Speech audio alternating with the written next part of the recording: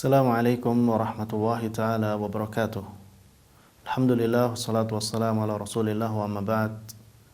Segala puji bagi Allah subhanahu wa ta'ala, salawat dan salam semoga selalu tercurah kepada Rasul kita Muhammad sallallahu alaihi wasallam beserta keluarganya, sahabatnya, serta orang-orang yang selalu mengikuti sunnahnya hingga akhir zaman. Para pemirsa yang semoga dimuliakan oleh Allah subhanahu wa ta'ala, ibadah berpijak kepada dua perkara besar, yaitu yang pertama cinta dan yang kedua mengagungkan. Yang keduanya menghasilkan sikap yang disebut di dalam firman Allah Subhanahu wa taala di dalam surah Al-Anbiya ayat 90. Allah Subhanahu wa taala berfirman, "A'udzubillahi minasyaitonir rajim. Innahum kanu yusari'una fil khairat wa yad'unana raghaban wa rahaba wa kanu lana khashi'in." Sesungguhnya mereka adalah orang-orang yang selalu bersegera dalam mengerjakan perbuatan-perbuatan yang baik, dan mereka berdoa kepada kami dengan penuh harap dan cemas, dan mereka adalah orang-orang yang khusyuk kepada kami.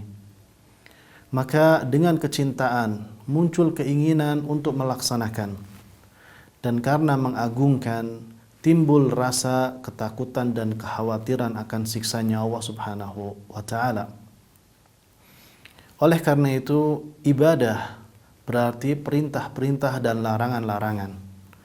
Perintah yang berpijak kepada keinginan dan mencari cara untuk sampai kepada yang memerintahkan, dan larangan yang berpijak kepada pengagungan dan ketakutan kepada Zat yang Maha Agung. Maka jika Anda mencintai Allah Subhanahu wa taala, maka akan menginginkan apa yang ada di sisi Allah Subhanahu wa taala. Anda menginginkan untuk bisa sampai kepadanya, dan Anda pun mencari jalan yang mengantarkan kepadanya. Maka Anda akan mentaatinya dengan sempurna. Kemudian jika Anda mengagungkannya, maka Anda akan takut kepadanya. Setiap kali Anda bermaksiat, Anda akan merasakan keagungan Sang Pencipta, maka Anda pun mengurungkan niat tersebut.